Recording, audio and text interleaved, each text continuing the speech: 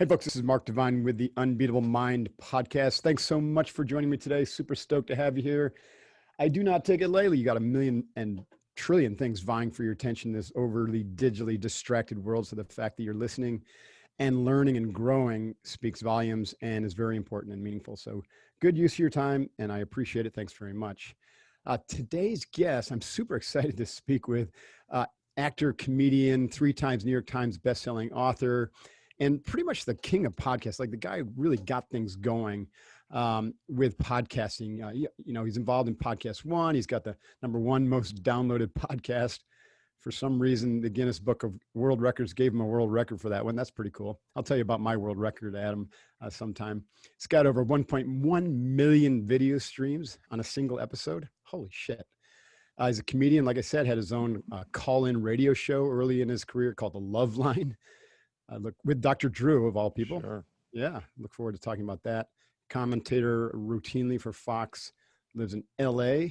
He's married, got a couple twin boys or girls? Boy and a girl. Right on. 14. Okay. Your current podcast is called Take a Knee Podcast. Is that right?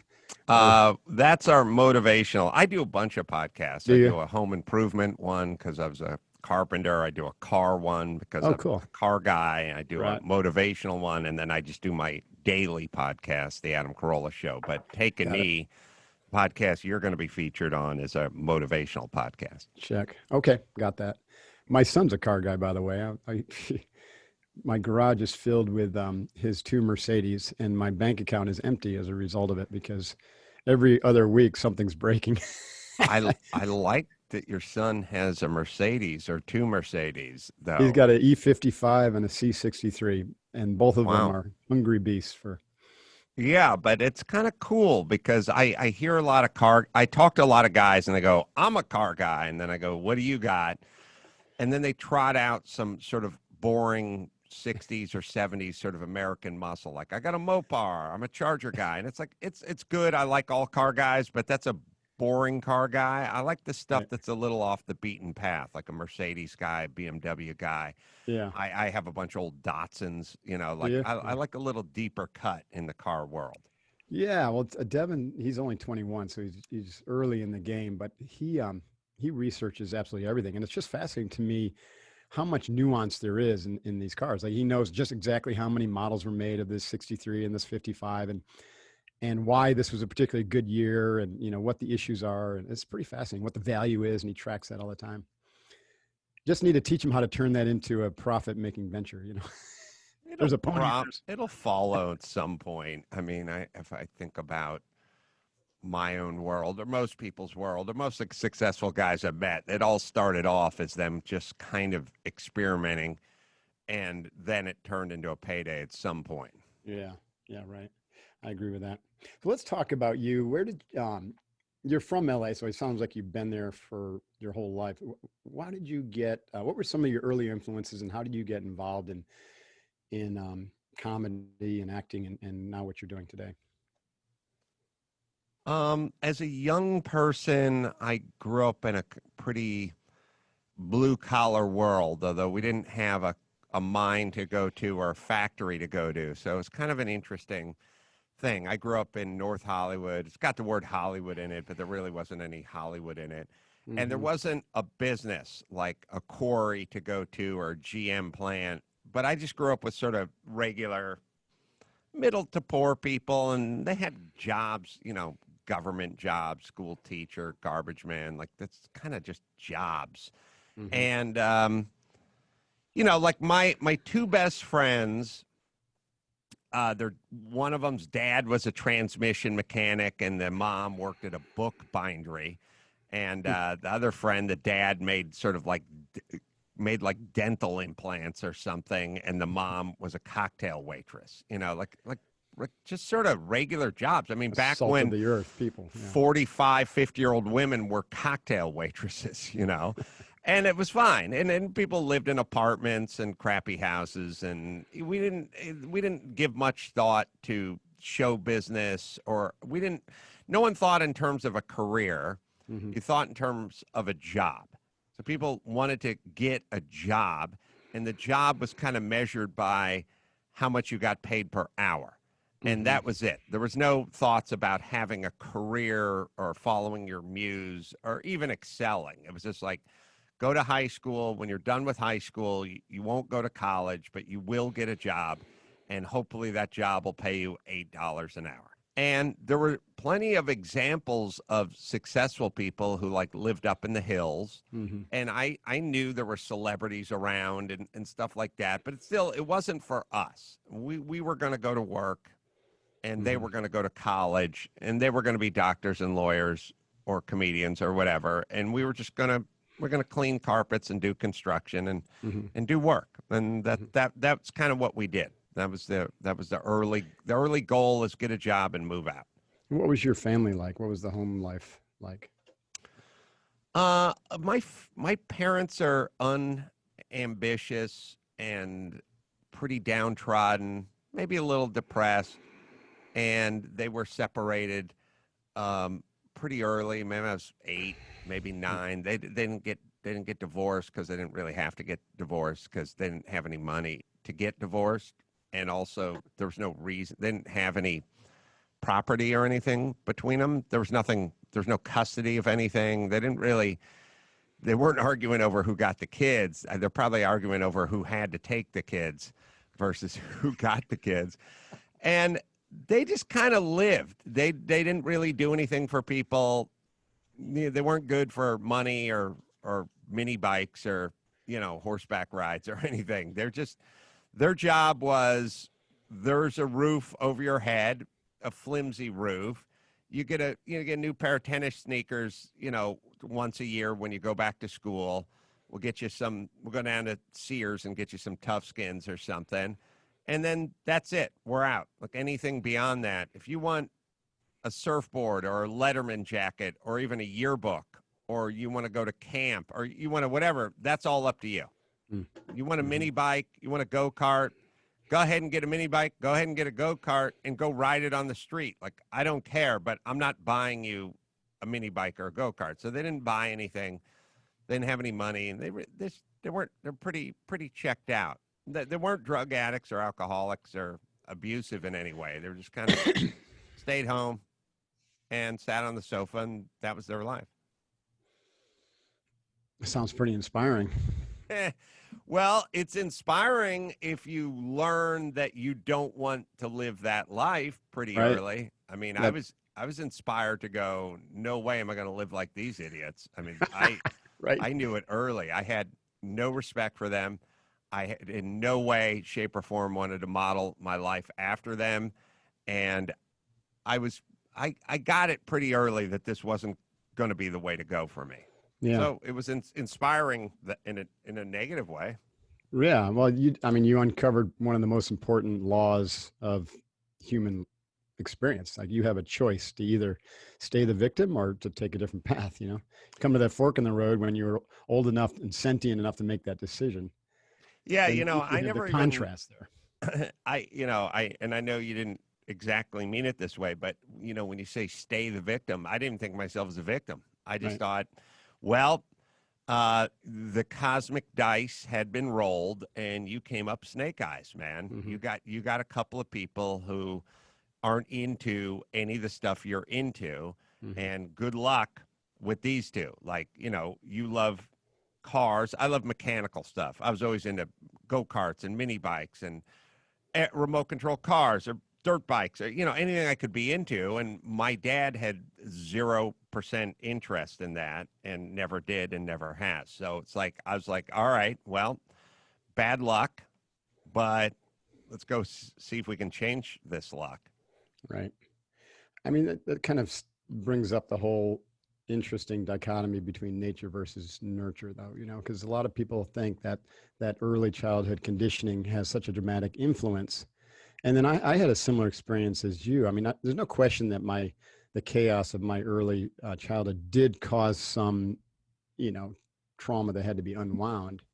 But that was like very subtle stuff. But my intellect or my spirit was very clear that I wasn't going to follow that pattern. I wasn't going to go into the family business and stay in that kind of rut. And you had, a similar thing too. But we hear so much about how everyone is kind of shaped by their their family of origin, by their childhood culture, and that they can't get out of it. And I think that's the whole kind of BLM position, is like you can't get out of it, and the whole system is rigged against you. And my experience and your experience is really different. Like the human spirit says, yeah, no, I'm not going to do that. Well, it's enticing to play that excuse card. It's Right. it's super enticing because, you could have got hold of me when I was 19, 20, 25, 28 and said, "Why are you such a loser?" And you would have been right. And then I would have said, it would have been nice for me to go, because of my horrible childhood. And I can't Mm-hmm. escape this cycle that Mm-hmm. was bestowed upon me or foisted on me.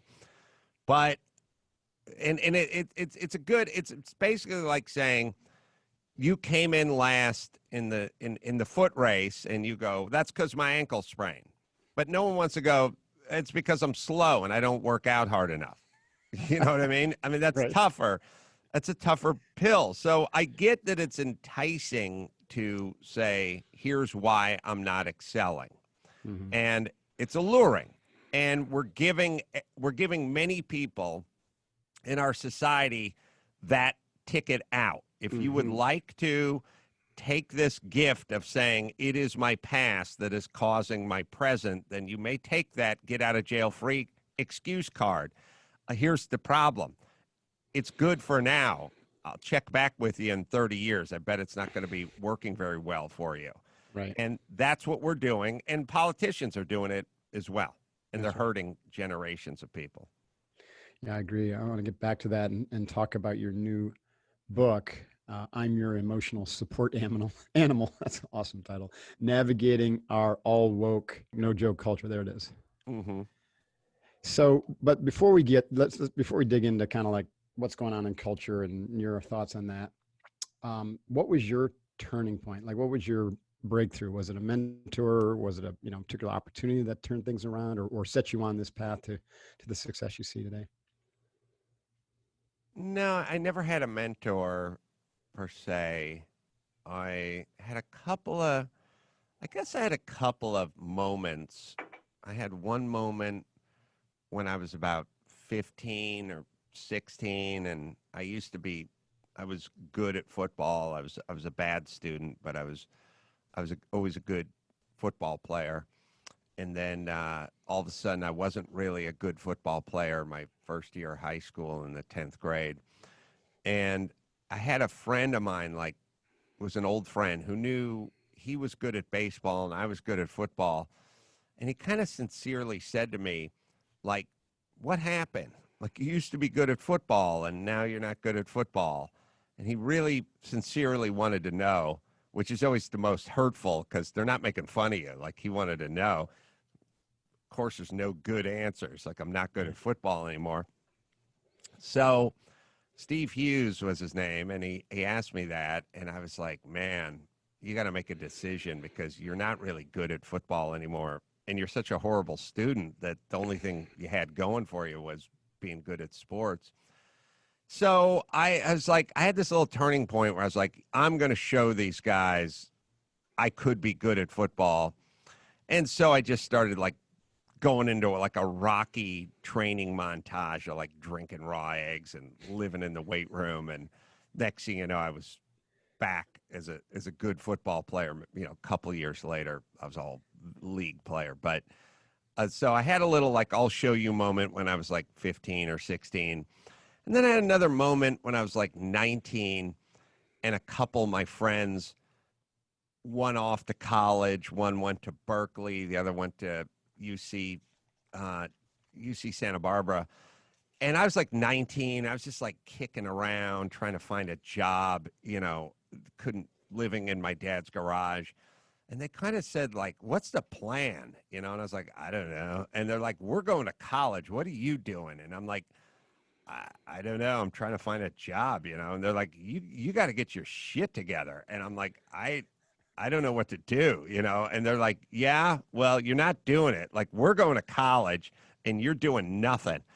And I was like, you're living in your dad's garage. Like, we're going to college. And I was like, I don't know what I am trying to do everything I can do, but I don't know what to do. I couldn't get a job places weren't hiring. The economy was screwed up. So I got kind of shamed 2 times basically. And sort of from that point on, I just was like, I don't like the way this feels being shamed this way. And it kind of motivated me. And I didn't do anything for another 10 years, but I always started getting my work on after that. This is fascinating. I mean, most people would think that, shaming is got a really negative, going to have a really negative impact on people, but you're right. Shame can be a motivator, especially when it's coming from a trusted source, like a friend or a peer. Oh, it's maybe the ultimate motivator, Right. when it passes through the correct mind. Right. You know what I mean? When it's legitimate friends asking legitimate questions, like saying, not some guy cut you off on the road calling you a fat ass. It's like somebody who you appreciate and trust saying, you've really put some weight on that can't be healthy. Like, what's the plan? Which is going to be shameful, but if your mind is right, you'll process it correctly versus cut this person out of my life. Right. You process it more as an accountability statement. Right. Okay, get your shit together. We care about you. Right. So how did you get into radio and podcasting before podcasting was even a thing? Did you look at them as the same? Just like, here's the internet, let me just do an internet radio show, and suddenly you launched a new genre? What happened? I got into radio years and years before, when I was working as a boxing coach, and I was working as a carpenter and a boxing coach. Later on, like I was like 20, 28, 29, I was going to turn 30. I had not had any success in show business or comedy at that point, even though I was trying. I just didn't find a home. There wasn't anything I was doing. And then I heard about a boxing match, and the K-Rock, the local radio station, was doing, and they needed boxing trainers, and it was like a morning zoo kind of stunt. And I, of course, volunteered because I thought maybe I could check out the radio station or see what was going on in the radio station. And the guy trained to box was Jimmy Kimmel, and the next thing you know, he was doing the sports, and we just hit it off, and then we just took off and started doing our own stuff. And I immediately was successful once I got onto the radio, just little bits and pieces. And then I did a syndicated radio show for a number of years, a decade, called Loveline. And then I did a morning show taking over for Howard Stern on the West Coast. And then I started noticing, when I was doing the West Coast show, the morning radio show, that we're getting lots of minutes of streaming. They would tell us how many millions of minutes of streaming we'd get each quarter, each month, whatever it was. And so I was like, I took note of that. Like, I guess people are streaming on the computer where they don't have us syndicated. So I had a lot of fans in Chicago, and so they're streaming the show in Chicago, even though the radio show's not in Chicago. Mm-hmm. So then when they folded the station and folded the format, and I was out on my own, it made sense to go to the internet with the radio show, which was the podcast.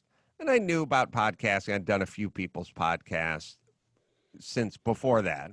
Mm-hmm. I did Bill Simmons' podcast, as a friend, and I did his podcast a few times. I did a couple other podcasts. So I was like aware of what it was. And it was mainly just not to lose connection with the audience. I felt like there's people listening. They've been listening.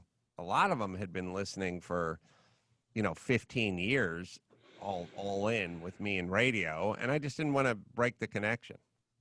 Did you immediately start doing video, or were you first just doing audio? Just decided to doing go with audio for at the beginning. Do yeah, 45-minute, 50-minute, hour show nightly, yeah. and that was it. Wasn't much to it. Is there a distinction in your mind between an internet radio show and a podcast? Maybe in the stylistically. I've always sort of my goal was to kind of recreate my morning radio show on the Hmm. internet, have Hmm. news, have segments, have guests, break it down, have it a little more formatted and a little less just kind of long form. Hmm. And that was always kind of my thought. Like, let's just take this thing that we know works on terrestrial radio and just move it over to the internet. Hmm. And do you do that, or I'm just really curious? Do you do that, or do you do long form interviews like we're doing here? I do both. I You do do both? I do. I haven't. We do the news. We do the kind of back and forth talk, stay Hmm. topical, Right. do that kind of stuff. Have some reoccurring segments and things like that. And then every once in a while, I'll do a long form interview for the second half of the show, Hmm. and I'll sit down with someone for an hour, and just that'll be the second half. But we'll always do news and sort of topical subjects and things of that nature. Yeah. So, as a radio slash, podcast personality, what do you think are the biggest insights that you've gleaned or learned that could be useful for a listener right now in terms of lessons learned or lifestyle kind of cultural trends that you've seen? You interview so many people. I don't, what I've kind of learned is there's not one way to do it. Hmm. It's for some people, it works to just do a very loose, long form. For other people, it works to have a more scripted, if you will, shorter form. Um, there's not one way to do it at all. There's the, for anyone listening who's thinking about doing it, think about what fits you, what is, I always kind of talk about there's sports. You go, sports, fine, but what's your sport? I mean, Hmm. there's MMA and there's bowling and there's golf, you know what I mean? And then there's basketball. Like, take your average amazing basketball player. How good are they at golf? How good are they at bowling? How good are they at archery? How good would they be in MMA? Like, I don't know. I'm probably not that good. Like, you can't just say sports. You have to find your sport. You know what I mean? And if you'd spent a life, if you took some of the greatest athletes and you said, imagine these guys playing different sports and how mediocre they would be if you took, what if you took Tom Brady and you forced him to play basketball his entire career? He'd just be sitting on the bench of some AAA team, or some Euro league, or maybe not in the league at all. Like, who knows? He wouldn't be Tom Brady. Right. And if you took I don't know, Magic Johnson, and you had him play defensive end for the Rams, like how would he be a household name? I mean, he's good enough athlete. He might start. I don't know, but he certainly probably wouldn't be all pro. You got to find your sport within athletics. You know what I Hmm. mean? Yeah. Yeah. And so be mindful of that. Don't try to stuff yourself into a sport that you don't excel at, even if you love that sport. Hmm. Yeah, that's kind of generally the way our culture and economy is going. We have to really specialize and be something and do something that we're really good and passionate about. Become an expert, right? And you Right. can't be all things to all people or be the generalist anymore. I don't think that's basically what you're saying, right? And if you want to go into podcasting or do anything with the internet, then choose something you love to do and then get really good and knowledgeable about it. One brick at a time, Yeah, I mean, day at a time. you have to kind of say, what am I offering that can't be found Right. other places? What is it? What expertise do I have? What ability do I have? Why would someone need to hear you or Mm-hmm. see you or read you? Or what do they need you to come to their house for and fix something or do Mm-hmm. whatever that thing is? Like, what is it? What is it that we need from you that we couldn't get other places? Hmm. Speaking of that, you have, and and I think again, this is kind of what I was alluding to, is you've been observing culture from your perch behind the microphone, pretty discreetly for a long time now, and it's come out. Your opinions have come out in your books. And your latest one, I just love the title. I'm your emotional support animal navigating our all woke no joke culture. In it, you take on the social media and the social justice warriors and what you consider to be a society that's quickly going to shit in certain ways. So, what inspired you to write this book? I mean, I can see why you'd be anxious to opine on what's going on in our negative and victim culture, but in your words, what inspired the book? And let's get into some of your ideas there. I'd written 4 books in about 4 or 5 years. I Mm-hmm. wrote a bunch of books in a pretty short period of time. And I kind of realized I was just cranking out books, and I stopped, and I gave myself about a 5-year layoff. And after 5 years of not writing a book, I thought, I think now it's time to write my 5th book. And so it was a little more organic. Sometimes when you write a book and the book's successful, then they just come to you and want to know when your next book is, and Mm-hmm. then they want to know when your next book is. And you get on this little treadmill of just like writing books, and Mm-hmm. it's only because the one begats the next. Right. Yeah. So this time I took 5 years off, and now it was kind of organic. It was like, I want to write a book, not because I'm contractually obliged to write a book, but just Mm-hmm. because it's been 5 years. It's time to write a book.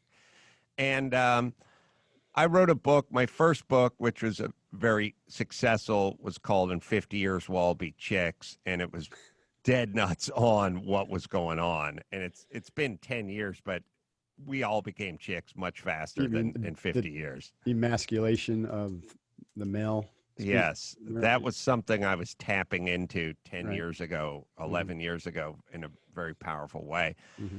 So this time, I decided to focus on, again, it's just the stuff that makes me think, the stuff that makes me want to know what's going on. I don't know how my wiring works, but there are things I see and I notice them and I think, what does this mean? Mm-hmm. Like, I live in Los Angeles, and Los Angeles started putting barbed wire around the freeway signs. And I thought, what does that mean? Because that can't be a good sign for a city. Right. I would love to grab someone from the 50s who lived in Los Angeles and explain to them that we're going to put barbed wire around the freeway signs and confuse the shit out of them. Like, why? Why would you do that? Why would anyone want to steal a freeway sign? Right. Nah, they're just going to Right. spray paint every freeway sign and then think, Right. Oh yeah. wow, that means something symbolically. It also means your city has kind of jumped the shark. Like, wait a minute, we're putting, it's like in Los Angeles, every freeway sign has barbed wire around it, and all the fire stations have a sign that has a baby judgment-free baby drop, like, drop your baby off. Like, if you don't want to. Oh my God. I'm sorry, that surprised me, but it makes Oh, sense. Yeah. like, don't throw your kid in a dumpster and don't flush it down the toilet and don't starve it to death. Just drop it off at the fire station, no questions asked. Holy cow. Yeah. Think about what that means as a society. Like, what does that mean, the fact that we have signs? What about Mm-hmm. the fact that every municipal vehicle in Los Angeles has a bumper sticker that says "End Senior Abuse"? Like, people are abusing the elderly. Like, these are powerful indicators of where your city is going. Mm-hmm. And I think other people just sort of look up and see the barbed wire, they see the bumper sticker and senior abuse, or the baby, judgment free baby drop zone, and they just kind of keep walking. And for me, I see it and I go, God damn, that means something. And we Mm-hmm. should look into it. And how do we get here? Right. Yeah, it's interesting. Everyone's kind of slowly been cooked like a frog, and the culture is changing so fast around them. They don't pause to wonder what the ramifications are. Not at all.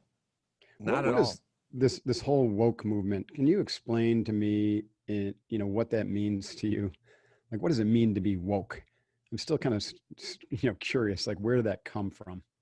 And what does it mean to Well, be these woke? are these are narcissists who want to virtue signal.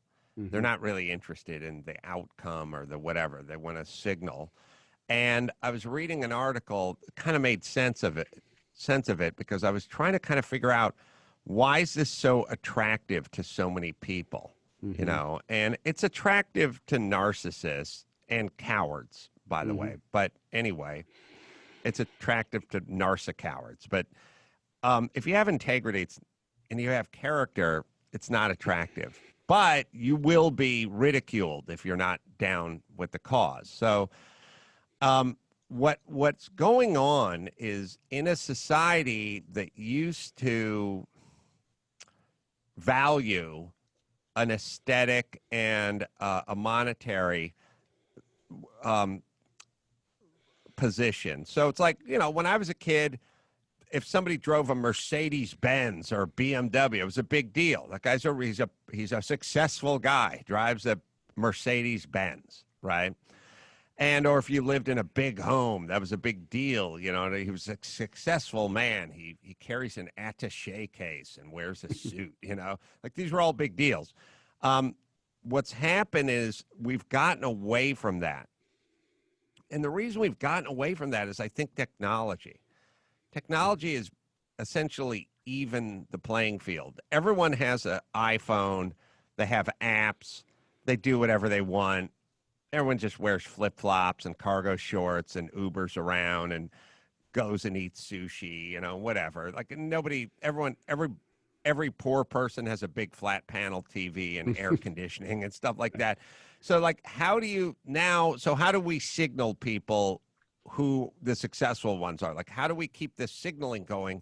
Driving a Mercedes is not going to cut it anymore. Mm-mm. You couldn't, if somebody said, I hope your son's not within earshot of this, but if somebody said like, "Hey, this guy, you want to date him? He's got a Mercedes Benz," the chick would be confused. They'd be like, "So what? I drive a Lexus. Like, what's Exactly. the difference?"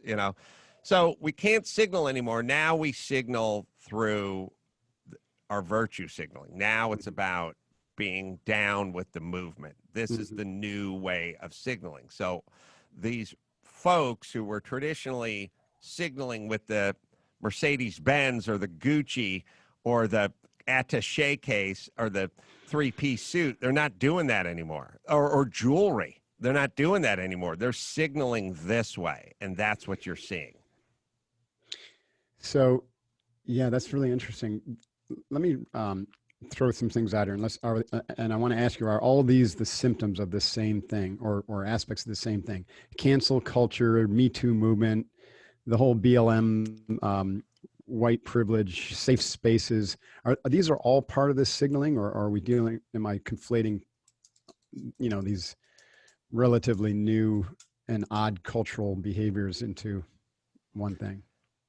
The cancel culture is a little more of just immature adults at their worst. That's just when that there's no different. The cancel culture is exactly the same as when you were 9 years old and you're in the third grade, and at some point the principal walked in your class and said, like, "Timmy Dillon, I want to see you after school." And the whole classroom went, "Ooh, he's in trouble," right? So that's what the cancel culture is. That's a bunch of immature children. I mean, it's a bunch of 9-year-olds who are chronologically 43 years old, but they're 9. They didn't learn their lessons. That's just them that's humans being 9 years old. Like, ooh, he's in trouble. The two thoughts are, you're in trouble. That's a zeitgeist. That's a Schadenfreude kind of thing, which is Right. like, you're in trouble and I'm not. Right. You're in trouble. So we love it. Feels good. Look, it felt it felt, if you have that moment, if you think about that moment of being in the third grade and the principal walking in and going, "Timmy, like, so the principal walks in and the principal stands in front of your class and there are 29 kids sitting there and he goes, "Now, one of you's in trouble. And everyone has oh shit, is it me? And then they go, Timmy Dillon. And you go, oh, good, it's Timmy Dillon. And then you start celebrating. Like, ooh, he's in trouble. That's us. That's cancel culture. That's us being children. It's a lack of character mixed with an immaturity. It's somebody's parents didn't do a good job of raising them. That's how we're wired. That needs to be worked out of you. That gets worked out of you in the military. It gets worked out of you playing football. It gets worked out of you on a construction site. It doesn't get worked out of you going to college. It doesn't get worked out of you going to Google or going to Silicon Valley. It gets enhanced. So this is a bunch of parents have done a piss poor job raising their kids, and now we got a bunch of shitty 43-year-olds who are wired like 9-year-olds.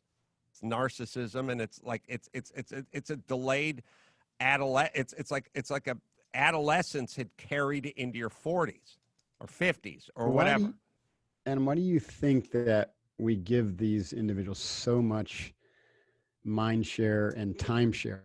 Is it because the media is also acting in this woke or living from this woke and also cancel culture kind of mindset where they didn't have those rites of passages to have it, parented out of them by culture if their parents didn't do it? What happened now, you mix with a 9-year-old mentality with frankly just being cowards. People are cowards. They're not trained. They don't know what real danger is. They're scared. It's this whole COVID-19 thing has taught you anything. So what colossal pussies most people are. They're cowards. We're creating cowards. I mean, it's in the name of safety, we're going to crush our society. But okay.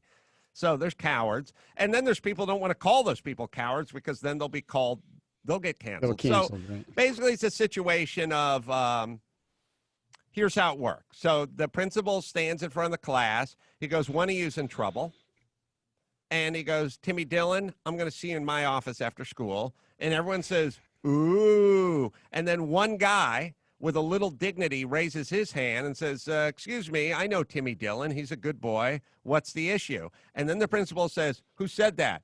Oh, that's Seth Brown? Yes, I'll see you in my office too after school. And then everyone goes, ooh. And then everyone fucking learns to put their hand down, because they don't want to end up out in the cornfield with these two.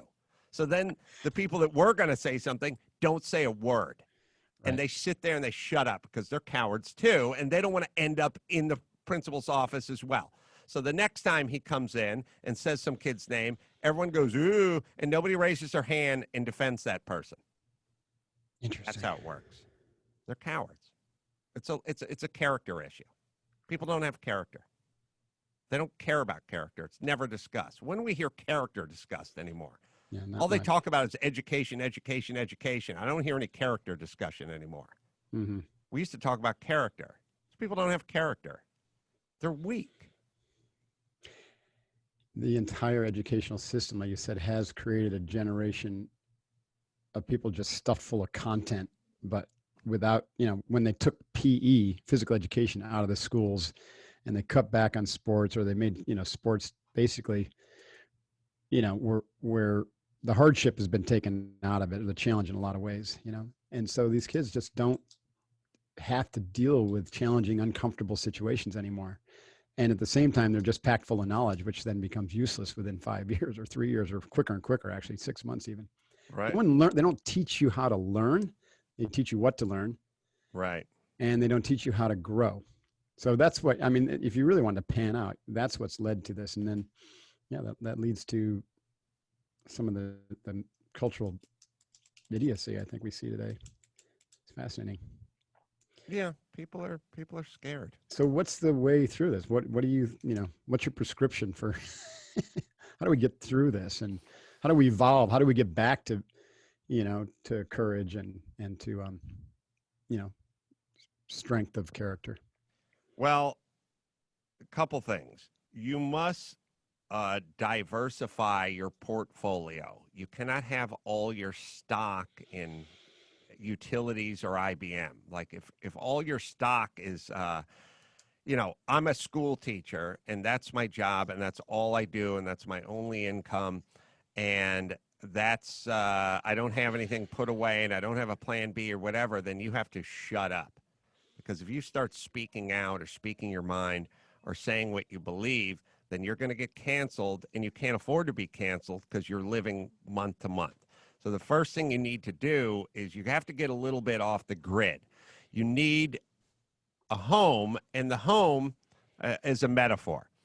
The home may be powered, the home may be on the grid and receive its power from the electrical company, but you better start working on solar panels and generators and backup batteries, because you will get cut off. And if you do get cut off, you need to keep that refrigerator working. And so diversify and get yourself in a position where you can't be canceled. So that's number one. And once you get to the position where you can't be canceled, you can be harmed. They can impact you, but you can't be canceled. Then you get to say shit like I just said 4 minutes ago. If not, you have to shut up. Right. And that's where we're at. You don't get to say what you think. I know a lot of guys that are in mainstream positions. They don't say what they think. Right. They can't say what they think. They're gonna pull the plug on them. Right. So you have to do that. The other thing you have to do is you have to be a little philosophical about this. Did you get into a position where you're doing comedy or you're doing commentating or you're speaking in a microphone to pass every one of your ideas through the HEPA filter of these cancel culture pussies? Is that what you're here for?